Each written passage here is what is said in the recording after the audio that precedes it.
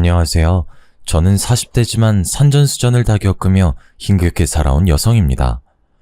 원래 성격 자체가 남들에게 제 말을 잘 안 하는 성격이라서 늘 가슴속에 답답함을 품고 살았어요. 그렇지만 이렇게 좋은 채널을 알게 되어 익명의 힘을 빌려 구독자분들에게 제 사연을 들려드리고 싶습니다. 살다 보면 누구나 힘들다고 하지만 저는 그 수준을 넘었어요. 신은 인간에게 견딜 수 있을 만큼의 고통을 준다고 하는데 제가 견디기엔 너무 버거운 삶을 살았죠. 이 한 줄을 써야 시작하는데 쓰기가 어려워서 한참을 머뭇거렸네요. 제 부모님은 사람이 아닙니다. 저를 세상에 태어나게 해준 것도 결코 감사한 적이 한 번도 없었죠. 엄마도 아빠도 두 분 모두 저랑 각자 이성에 빠져서 바람을 피고 결국은 저랑 오빠를 외할머니 집에 버리고 이혼하셨습니다. 그 뒤로는 이 두 분을 본 적도 없어요. 물론 같이 살았을 때도 딱히 그 나이 때에 당연히 받아야 하는 보살핌을 받아본 기억은 없었죠. 그래서 그런지 하루아침에 오빠랑 같이 외할머니 댁에 버려졌을 때 슬프지도 않았습니다. 오히려 외할머니 손길이 더 따뜻해서 그런지 좋았어요. 할머니에게 저희 남매는 아픈 손가락이었고 늘 보듬어 주셨습니다. 이모와 삼촌들도 저희 부모님께 치가 떨려서 저희를 쳐다도 안 보셨는데 유일하게 할머니만이 저희를 진심으로 사랑해 주신 분이셨죠. 그래서 저는 세상에 오빠와 할머니 말고는 가족이 없다고 생각하고 살았어요. 가끔 할머니 집에 아저씨들이 우르르 찾아와서 소란을 피울 때가 있었는데 그럴 때면 할머니랑 오빠는 저를 방 안쪽에 숨겨두고 이불을 덮고 있으라고 했었죠. 그리고 오빠가 들어올 때까지 절대로 나오면 안 된다고 말을 했었습니다. 큰 소리가 나고 물건들이 쾅쾅 떨어지는 소리가 나서 너무 무서웠지만 그렇게 이불을 뒤집어 쓰고 귀를 막고 숫자를 세고 있으면 오빠랑 할머니가 들어와서 안아줬어요. 무슨 상황인진 어려서 잘 몰랐지만 몇 번 그런 일이 있긴 했습니다. 무서운 아저씨들이 찾아오는 날만 아니면 저희는 셋이 소소하지만 행복하게 지냈어요. 그렇지만 지병이 있던 할머니는 정말 하루아침에 돌아가셨고 저랑 오빠는 단둘이 남게 되었습니다. 죽음이 뭔지, 영원한 이별이란 게 대체 뭔지 아직 이해도 안 가는 상황에서 오빠는 제게 어딘가로 가자고 했어요. 오빠는 제 손을 꼭 잡고 어딘가로 향했고 그곳은 학교처럼 보이는 것이었죠. 그리고 오빠는 제게 말했습니다. 영희야, 잘 들어. 여기가 세상에서 제일 안전한 곳이야. 그러니까 오빠가 올 때까지 꼭 여기에 있어야 해. 알겠지? 절대 오빠 찾는다고 나오면 안 돼. 그리고 누가 혹시라도 널 찾아오면 넌 영희가 아닌 거야. 오빠도 모른다고 해야 해. 알겠지? 왜? 오빠는 같이 안 갈 거야? 오빠는 어디 가는데? 오빠는 해야 할 게 있어. 근데 영희 너랑 같이 가면 네가 위험해서 여기에 널 두고 오빠 혼자 얼른 다녀올 거야. 오빠가 꼭 올 거니까 여기에 있어야 해. 알겠지? 싫어. 난 오빠랑 있을 거야. 같이 갈 거야. 싫다고 울부짖는 저를 무시한 채 오빠는 막 뛰어갔습니다. 그게 오빠의 마지막 모습이었어요. 데리러 온다고 약속했고 절대 어디로 가지 말라던 오빠는 오지 않았습니다. 시간이 흘러 제가 성인이 되었는데도 말이죠.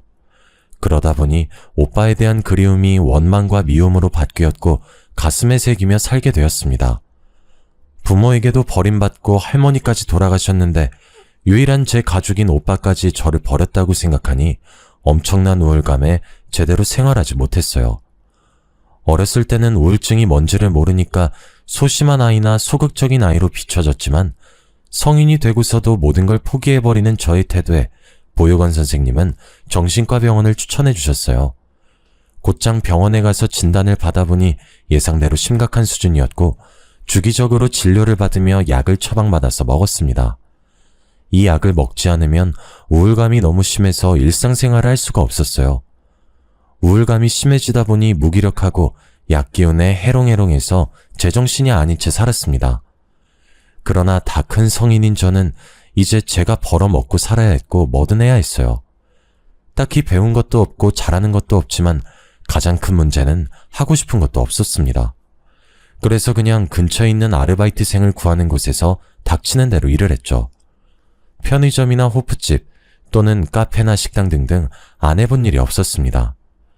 그렇게 일을 하면서 사람들을 만나다 보니 우울감이 조금은 해소되는 기분이었어요. 그만 살고 싶다는 생각을 참 많이 했는데 어쩌면 살고 싶었던 건 아닐까를 처음으로 깨닫게 되었죠. 여느 때처럼 우울함에 빠져 평범한 하루를 보내던 중 제게 낯선 남자가 나타났습니다. 그 남자는 저에 대해서 뭘 안다고 제가 좋다고 하더라고요. 우울증 약 먹고 부모 형제까지 버림받은 저를 왜 좋아하는지 모르겠더라고요. 처음에는 낯선 남자의 호감이 부담스러웠고 왜 접근했는지 의심스러웠습니다. 사랑을 받아본 적이 없으니 온전하게 받아들이지 못했던 거죠. 웃긴 건 점점 시간이 지나면서 낯선 남자가 궁금해지고 보고 싶은 게 아마도 이게 바로 사랑인가라며 처음 느껴보는 감정이었습니다. 저는 그 낯선 남자와 연애를 시작하게 되었고 그때부터는 좋은 모습과 예쁜 모습만 보여주고 싶었어요. 그래서 다른 상처들은 다 말했어도 우울증이 심해 약 먹는다는 건 굳이 말하지 않았습니다. 너무 나약해 보이고 혹시라도 정 떨어질까봐 말하기 싫었죠. 그거 하나 숨겼다고 해도 이미 많은 상처가 있는 저를 보듬어주며 그 아픈 시간을 다 견디고 곁에 와줘서 고맙다고 해주던 다정한 사람이었습니다. 만나면 만날수록 욕심이 났고 자연스럽게 결혼을 선택하게 되었어요. 그러나 우려했던 일이 생겼죠. 시모는 고아인 저를 탐탁지 않게 여기셨고 첫인사부터 거부를 하셨습니다. 결혼이 쉽진 않겠다고 생각을 했지만 막상 피부로 이 상황을 느껴보니 정말 마음이 찢어질 듯 아프더라고요. 사실 저는 그냥 태어났을 뿐이고 버림받았을 뿐인데 딱히 잘못한 건 없지만 죄인이 된 기분을 느껴야만 했습니다. 그러나 남편은 제게 참 든든하게 행동을 해줬어요. 기가 팍 죽어있는 저를 더 웃겨주려 노력했고 어머님도 결국 찬성하실 거라며 걱정하지 말라고 말을 해줬습니다. 완강한 어머님의 반대에 인사도 못 드리던 중 주말에 집으로 오라며 초대하셨어요. 이 말을 전하며 남편은 기뻐했지만 전 기뻐할 수 없었습니다. 과연 그게 저를 허락한다는 뜻일까라는 생각을 했거든요. 덜덜 떨리는 마음을 부여잡고 겨우 시댁집으로 향했고 시모와 인사를 했습니다. 안녕하세요, 박영희입니다. 초대해 주셔서 감사해요. 초대? 웃기고 있네. 내가 하도 어이가 없어서 너 부른 거야. 도대체 어떤 뻔뻔한 기집애가 우리 아들 옆에 찰싹 붙어서 안 떨어지고 있나 싶어서 그 낯짝 한번 보려고 부른 건데 초대라고 생각하고 있네? 아, 네. 물론 제가 많이 부족하다는 거 잘 알고 있습니다. 그렇지만 입 다물어. 목소리도 듣기 싫으니까. 사람이 얼마나 뻔뻔하면 감히 고아가 외아들을 탐내지? 막말로 딱 까놓고 말해보자고. 애미애비도 버린 너를 우리가 왜 받아줘야 하는데? 엄마, 말씀이 너무 지나치잖아요. 이럴 거면 이 사람 안 데려왔어요. 너도 정신 차려 이놈아. 집안에 여자 하나 잘못 들이면 집안이 망하는 법이야. 많고 많은 여자 중에 콜라도 어디서 저런 여자를. 어휴, 답답하. 내가 너 그렇게 키웠니? 아들이 이렇게 원하는데 왜 허락을 안 해주시는 거예요? 저희 둘이서 잘 살아보겠다는 거잖아요. 웃기고 있네. 사랑이 밥 먹여주니? 너 잘 생각해. 사랑 그거 한때야. 저 여시 같은 게 널 어떻게 꼬셨는지 모르겠지만 근본 없는 것을 왜 집안에 들여야 하냐고. 난 절대 반대고 그쪽도 이렇게까지 당했는데 절대 우리 아들 더 만날 생각 아니지? 염치라는 게 있으면 내 아들 옆에서 떨어져. 저는 이날 제대로 말 한마디도 못하고 시모에게 굳은 소리만 듣고 나왔습니다. 어찌나 서럽고 눈물이 나든지 그때의 감정은 영원히 잊을 수 없을 것 같아요. 수치스럽고 분노감에 손발이 덜덜 떨리지만 또 한편으로는 맞는 말이라 할 말이 없기도 했죠. 상황이 이렇다 보니 남편과 헤어지는 걸 생각 안 한 건 아닙니다. 그러나 헤어진다고 생각을 하니까 너무 아프더라고요. 당사자들의 문제도 아닌 시모의 반대 때문에 헤어진다는 사실을 받아들이는 게 쉽지 않았고 무엇보다 이별에 취약했던 저는 이별할 자신이 없었습니다. 결국 남편의 완강한 태도에 시모는 항복을 선언했고 저희는 찜찜함을 남겨둔 채 결혼을 하게 되었어요. 물론 결혼 후 시집살이를 어느 정도 예상하긴 했습니다. 워낙 저를 싫어하셨던 분이니 얼마나 괴롭힐까 싶었거든요. 그러나 시모가 저를 괴롭힐 때마다 남편이 강하게 보호를 해줬습니다. 시모는 살림하는 것 하나부터 제가 밥 먹을 때 하는 행동들까지도 다 지적을 했어요. 그리고 말끝마다 말씀을 하셨죠. 이래서 가정교육을 제대로 받아야 한다고 말하는 거야. 괜히 애미 애비 없이 큰 애들은 티가 난다고 하는 게 아니거든. 얘 봐라.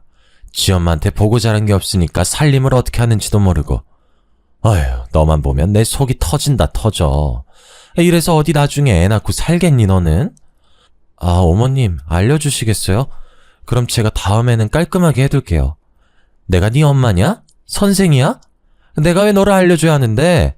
네가 알아서 해. 난 신경 쓰고 싶지 않으니까. 그냥 내 눈에 좀 거슬리지 말라고. 그게 어렵니? 어머님께서 매번 지적하시는데 그게 뭔지를 알아야 제가 고치죠. 말씀을 해주세요. 뭐야, 너 지금 나한테 말 대답했냐? 네가 결혼했다고 이제 뭐 나랑 맘먹는 사이가 된 것 같아? 야, 너 착각하지 마. 너 그렇게 까불면 내가 너 가만 안 둔다. 알겠어? 하나부터 열까지 지적은 하면서 정확한 내용은 없었어요. 한마디로 그냥 시비를 거는 거였죠. 솔직히 제가 완벽하게 살림을 100점으로 한다고 생각하진 않았습니다. 그러나 욕먹을 만큼 부족한 살림 솜씨도 아니었어요. 그래서 시모의 저런 지적들이 불편하고 불쾌했습니다.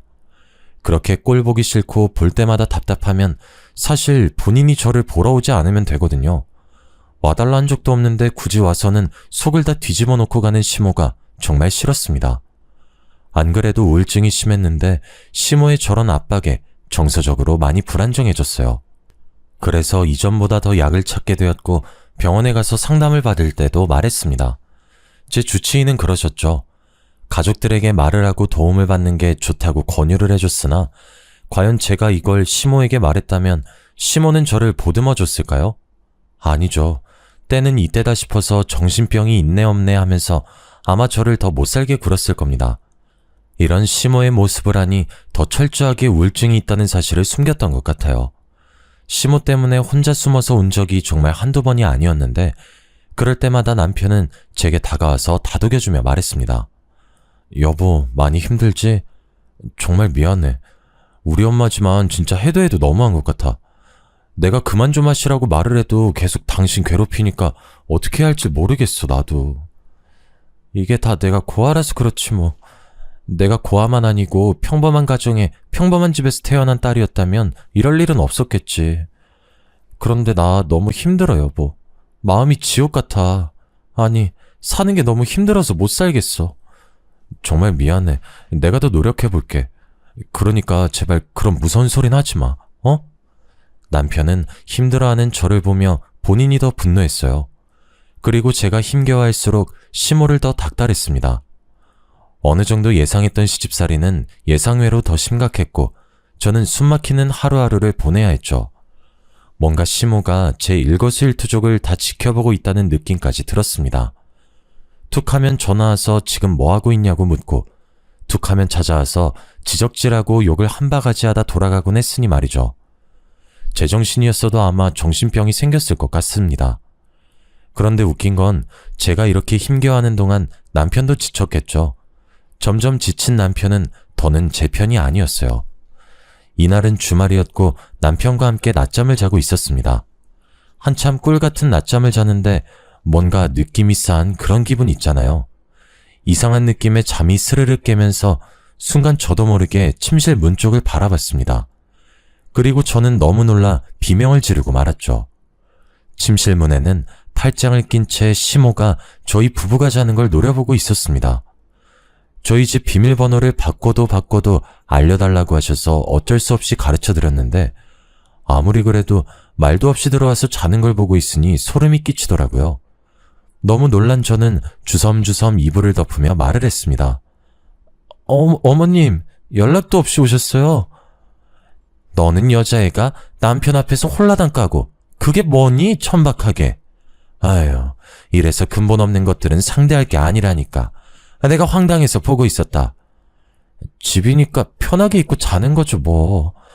아무리 집이어도 그렇지 남자도 아니고 여자가 그 꼴을 하고 자는 건 아니지 않니? 그것도 그렇고 지금 시각이 몇 시인데 게으르게 퍼질러 자고 있어. 호석이야 피곤해서 그렇다 쳐도 넌 뭔데? 어머님, 우선 거실로 나가 계시면 제가 나갈게요. 제가 이때 반팔 티셔츠만 입고 편하게 자고 있었는데 그 모습을 시모가 봤다고 생각하니 너무 수치스러웠습니다. 그렇지만 제 집에서 잠을 자는데 홀딱 벗고 자든 뭘 입고 자든 무슨 상관일까요? 우선 저는 놀란 마음을 진정시키고 옷을 갈아입은 후 남편을 깨워 거실로 함께 나갔습니다. 나가서 시모의 잔소리 폭격을 맞고 있는데 저도 사람인지라 지쳤고 더는 고운 말이 나오지 않더라고요. 대체 네가 하는 게 뭐가 있다고 이 시간에 퍼질러 자냐고. 그렇게 게을러서 뭘 해먹고 살겠어? 넌 정말 마음에 드는 구석이 하나도 없어. 대체 언제까지 내가 이렇게 지적을 해야 하니? 지적하는 나도 피곤해 죽겠어. 다른 집 며느리들은 알아서 잘하고 살던데 넌 왜 이 모양이니? 어머님, 제발 그만하세요. 제가 뭘 그렇게 잘못했어요? 어머님, 그냥 처음부터 제가 부모도 없는 거 알아서 싫으셨던 거잖아요. 그리고 다른 집 시어머님들도 이렇게 며느리 안 잡아요. 요즘 세상이 어떤 세상인데 시집살이 시키겠어요? 저도 힘들어요, 어머님. 뭐? 뭐라고 했어, 너 지금? 겨우 니까지 거 받아줬더니 한다는 말이 입 다물란 소리야? 아이고, 내가 어이가 없어서 말도 안 나오네. 양심도 없지.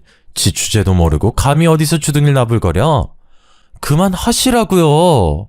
이유도 없이 욕먹는 거 저도 더는 못해요.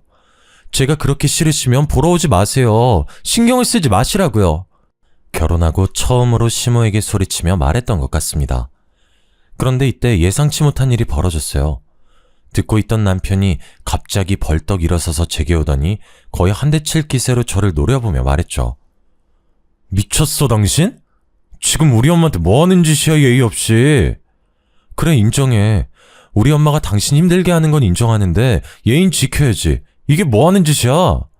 그리고 나도 이제 지겨워. 이 정도까지 노력했는데 엄마 마음 못 얻는 거면 당신한테 문제 있는 거 아니야? 당신 말 다 했어? 지금 그게 나한테 할 소리야? 이유도 없이 구박당하는 내가 뭘 해야지 마음이 풀리시는데 어디 말 좀 해봐. 나도 그 정답 알고 싶으니까.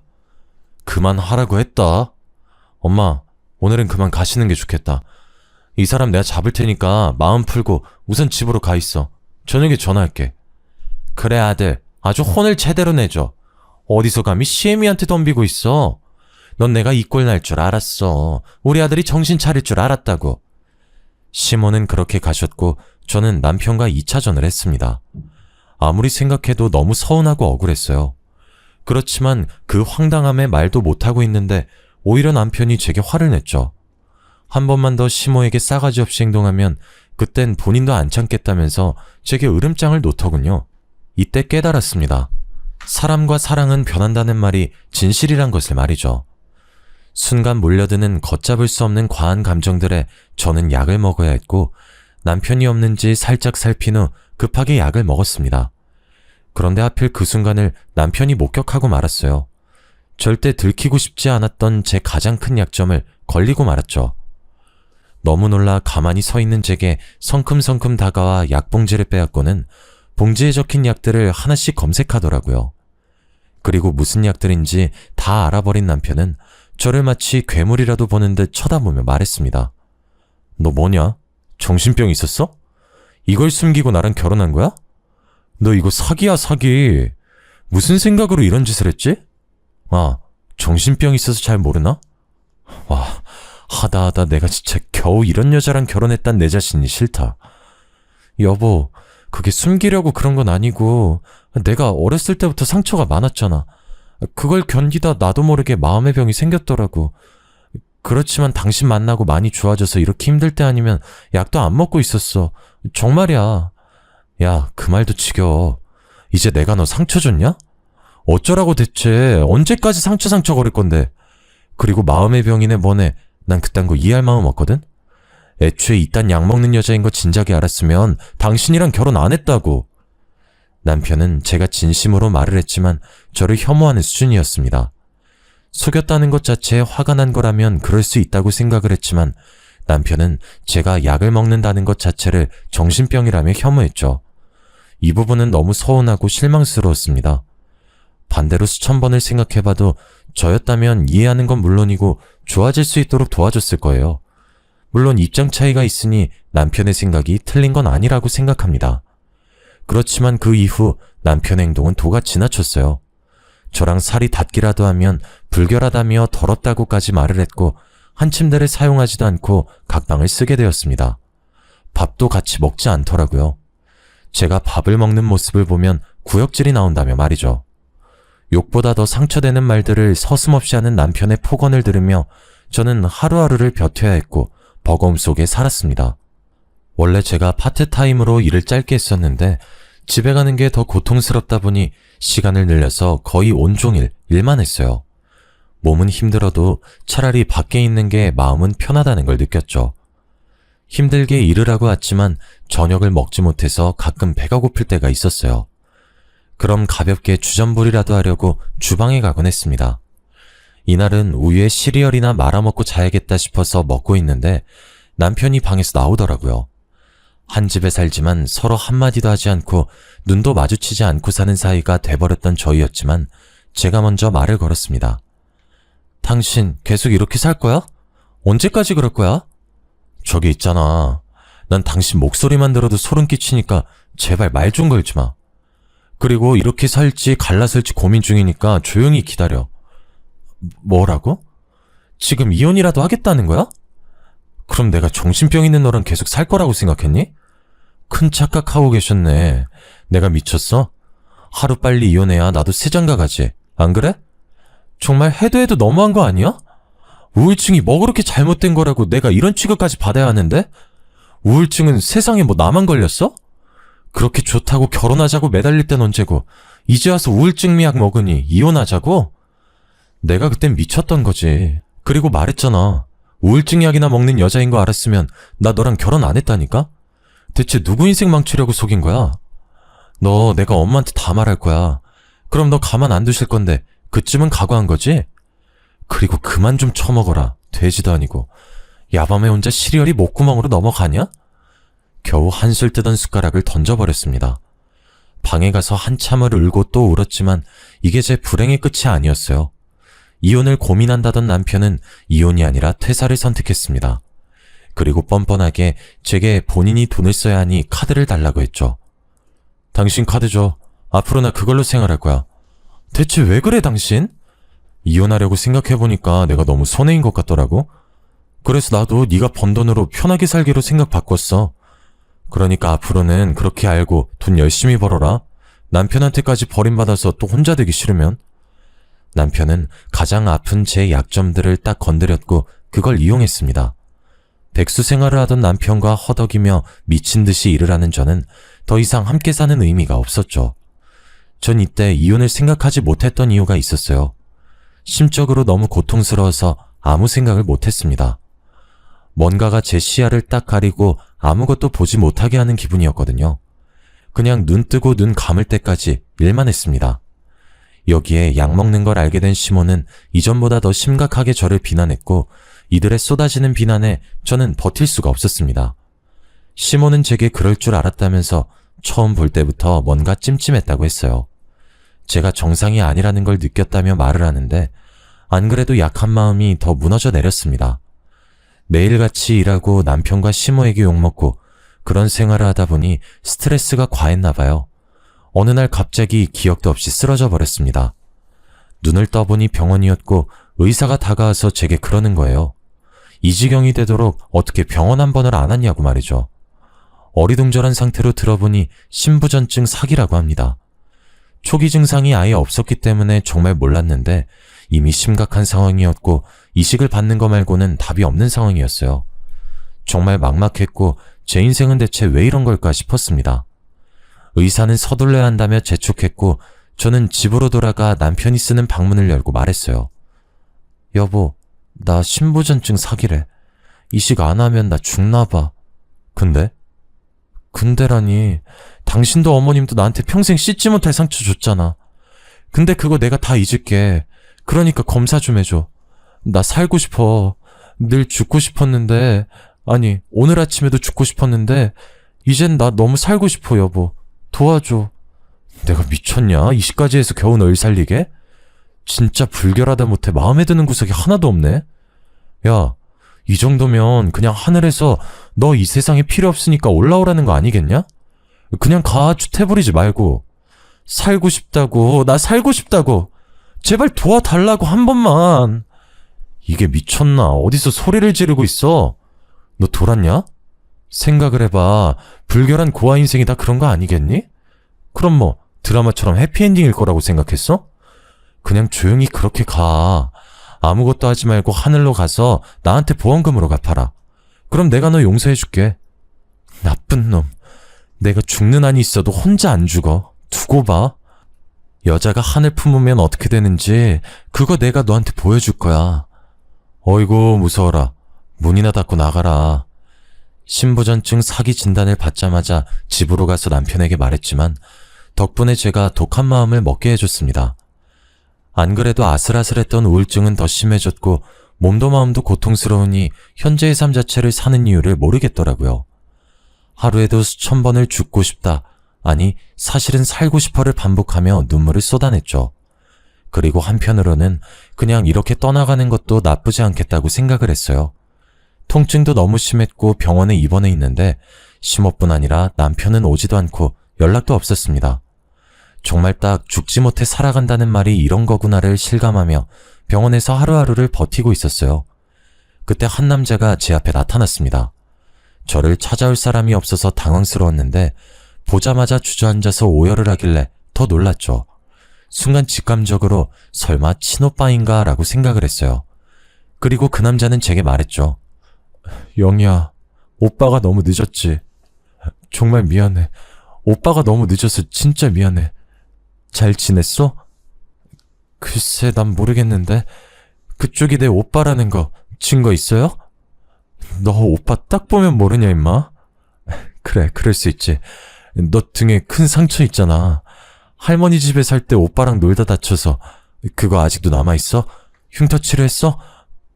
딱 보고 친오빠라는 걸 느꼈지만 그냥 괜히 심술이 나서 오빠라는 증거가 있냐며 퉁명스럽게 말을 했는데 오빠랑 저 그리고 할머니만 아는 제 등에 있는 큰 상처를 말하더라고요.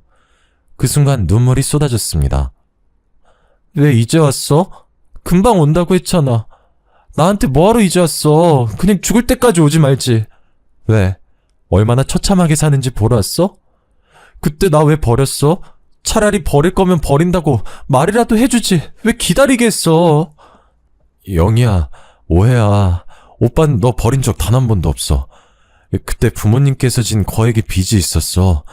할머니네 있을 때도 막 누가 찾아오면 너 이불 속에 숨어 있으라고 했었는데 기억나? 그게 다 사채업자들이었거든. 근데 할머니 돌아가시고 나니까 그놈들이 우리 목숨까지 위협하려고 하길래 어쩔 수 없이 거기에 숨겨둔 거야. 나는 너라도 지키기 위해 돈 벌려고 혼자 떠났어. 미안해. 그게 무슨 소리야? 그 빚 갚느라 진짜 죽는 줄 알았다. 내가 그걸 갚아야 널 만날 수 있어서 죽기 살기로 갚았거든? 지금은 그거 다 갚고 오빠 돈도 많이 벌고 있어. 그러니까 이제 오빠만 믿고 살아, 영희야. 오빠와 한참 얘기를 나눠보니 제가 큰 오해를 하고 있었다는 걸 깨닫게 되었습니다. 그리고 그간 오빠에 대한 원망이 눈 녹듯 사라졌고 정말 많이 울었어요. 오빠는 저와는 다르게 정말 독하게 산 결과로 한국에서 사업을 한 게 너무 잘 돼서 미국까지 손을 뻗었다고 합니다. 제가 상상하는 이상으로 성공했었고 오빠는 제게 지긋지긋한 한국을 떠나 미국으로 함께 가자고 했죠. 저는 오빠에게 현재 제 상황에 대해 모두 말해줬어요. 거의 몇 시간을 울고 웃으면서 말이죠. 제 말을 들은 오빠는 딱 하나를 물어봤습니다. 그것들 가만 안 둘 건데 그래도 괜찮지? 그냥 처참하게 아작을 내버릴 건데 괜찮은 거지 너? 오빠 숨통 조일 정도로 아작 내줘. 내가 겪은 고통보다 더 큰 고통을 겪었으면 좋겠어. 그리고 오빠랑 미국 갈 거지? 더 이상 한국에 미련 없어. 오빠랑 미국 가서 살래. 딱 이렇게 물어본 오빠는 바로 제 수술을 위해 신장 이식을 도와줬습니다. 오빠가 아니었다면 아마 전 지금 이렇게 사연을 적고 있지도 못할 거예요. 덕분에 무사히 수술을 했고 건강을 회복하게 되었죠. 이 몇 개월이란 긴 시간 동안 단 한 번도 저를 찾지도 않던 시모와 남편에 대한 분노는 점점 이를 갈게 만들었습니다. 몇 차례 외래 진료만 남기고 있을 때 복수를 위해 오빠가 한국에 지내는 숙소로 들어가 지냈어요. 거기서 지내면서 미국 갈 준비와 이혼 준비들을 했고 시모와 남편이 제게 폭언하며 폭행했던 것들을 고소하기 위해 진단서들도 다 준비해서 제출했습니다. 오빠가 워낙 성공했던지라 저를 도와주시는 변호사분들이 보통이 아니셨어요. 제게 무려 3분이 붙으셨고 누가 와도 무조건 이기겠다 싶었습니다.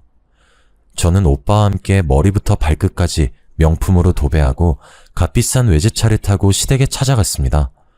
그런 저와 오빠를 본 시모와 남편은 어이없다는 듯 비웃었고, 오빠는 말할 틈을 주지도 않고 신발도 벗지 않은 채 시댁집에 들어가서 바로 남편 뺨을 때렸습니다. 너랑 네 애미가 내 동생 구하라고 불결하다고 그렇게 구박했다며? 난 얼마나 대단한 놈인가 하고 기대하고 왔는데 고작 니까짓 게 내 동생을 천대하며 산 거니? 복에 겨운 줄도 모르고 감히? 네? 누구세요? 내 동생이라고 말하는 거면 누구겠어. 내가 영희 친오빠야. 너는 내 동생이 당한 시간 이상으로 서서히 피말라 죽게 만들 거야. 기대해. 적어도 사람이 다 죽어가면 걱정하는 신용이라도 해야지. 보험금이나 남기고 죽으라는 말을 하니? 오빠는 남편의 뺨은 물론이고 멱살까지 잡고 쥐고 흔들며 말했습니다. 더 웃긴 건 제게는 한없이 폭력도 폭언도 서슴없이 하던 남편은 완전 쫄아서 아무것도 못했어요. 그 모습을 보는데 웃음밖에 나오지 않았죠. 본인 아들이 맞는 걸 본 시모는 갑자기 저희 오빠를 밀치려고 했고, 그런 시모를 한 손으로 가볍게 밀어버렸습니다. 저기 아줌마, 이게 얼마짜리 옷인 줄 알고 감히 그 더러운 손으로 만져. 이 옷에 만약 조금이라도 스크래치 나면 아줌마 대출 받아도 못 물어내, 알아? 와, 나는 지금 너무 열받네. 겨우 이딴 것들이 그랬다는 게 너무 화가 나네. 저기 이봐요. 우선 그 손 좀 놓고 앉아서 차분히 말 좀 해봐요. 갑자기 쳐들어와서 친오빠네 뭐네 하면서 이러는 건 무례하지. 무례하다의 뜻은 알고 하는 말이에요. 본인이 당하면 무례한 거고 남한테 하면 무례한 게 아니고, 그쪽은 신혼부부 집에 비밀번호도 막 누르고 들어가서 자는 내 동생도 훔쳐보고 욕하고 그랬잖아. 그게 무례한 거 아닌가? 내가 당신네한테 설명해줄 건 없고 딱 하나 말해줄 건 있어. 아까도 말했듯 앞으로의 삶은 죽고 싶을 정도로 지옥일 테니 기대해. 뭘 그렇게 빤히 쳐다보세요? 명품 처음 보나? 하긴 처음 보겠네. 어떻게 만져라도 보실래요? 봐봐, 만약에 당신네가 나한테 잘했고 우리한테 잘 살았다고 쳐보자. 그랬으면 지금쯤 우리 오빠가 뺨을 때릴 게 아니라 당신네한테 건물 하나씩 줬을지도 모르지. 안 그래 오빠? 당연하지. 난 처음에 영희 찾고서 결혼했다길래 그 남편이랑 시댁 식구들한테 감사해서 정말 뭐든 해줘야겠다 싶은 마음으로 찾았는데, 들어보니 애를 아주 그냥 말로 죽이면서 살았더구만. 그래서 그런 당신네한테 딱 적합한 걸 선물해줄 거야. 친오빠의 카리스마에 남편과 시모는 정말 찍소리도 못했습니다. 그리고 시모는 자꾸 저를 힐끔힐끔 쳐다봤고, 그럴 때마다 제가 눈이 빠질 정도로 노려봤어요. 내일 모레 죽을 사람처럼 굴던 제가 갑자기 명품으로 도배를 하고 등장하니 아주 놀랬겠죠. 시댁을 아주 뒤집어주고 저랑 오빠는 나왔습니다. 그들은 굳이 따라 나와서 저희가 무슨 차를 타고 가는지까지 보더라고요. 그 후 진행 중인 소송건들 때문에 마주친 적도 있었고, 남편이 저를 따로 찾아온 적도 있었습니다. 법원에서부터 저를 미행한 것인지 저랑 오빠가 머무르고 있는 숙소를 알아냈죠.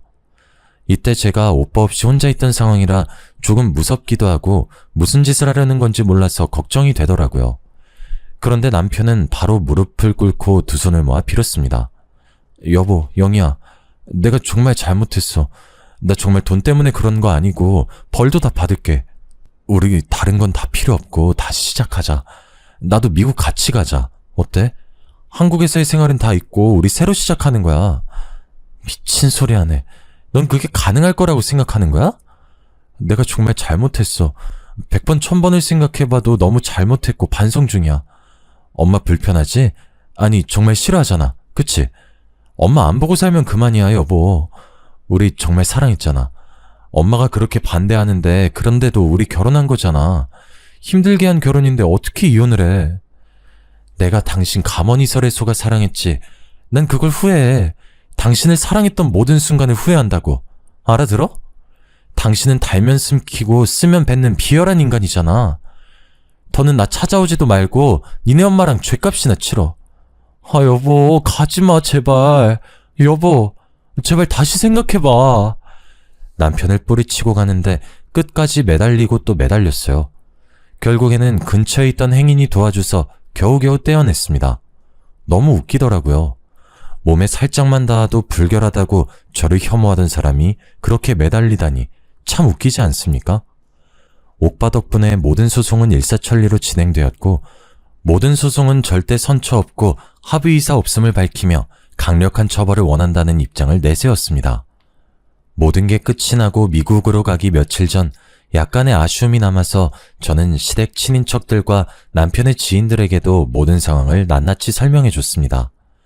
소문은 꼬리를 물고 물었고 결국 시모와 남편은 가장 가까운 사람들에게까지 손가락질을 받으며 사람 취급을 못 받게 되었죠.